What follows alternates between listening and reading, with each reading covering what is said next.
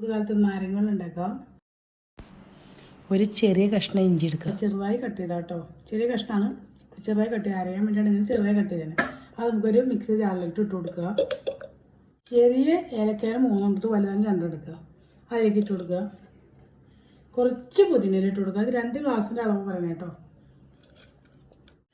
2-3 table spoon പഞ്ചസാര ഇട്ട് കൊടുക്കുക. അത് മധുരത്തിനനുസരിച്ച് നിന്നിട്ട് കൊടുക്കുക. ഒരു പിഞ്ച് ഉപ്പിട്ട് കൊടുക്കുക.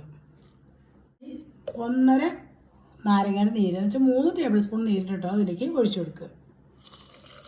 നമുക്ക് അതിലേക്ക് കുറച്ച് തണുത്ത വെള്ളം ഒഴിച്ചിട്ട് അടിച്ചെടുക്കുക.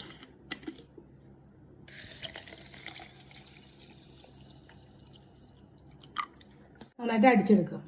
നമുക്കത് നന്നായിട്ട് അരിച്ചെടുക്കാം.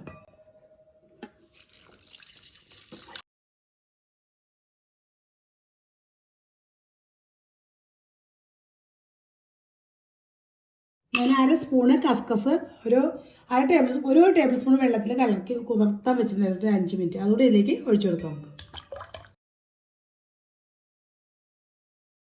2-3 ഐസ് ക്യൂബ് ഇട്ട് കൊടുക്കുക. അതിലേക്ക് ഒഴിച്ചു കൊടുക്കാം. നമുക്ക്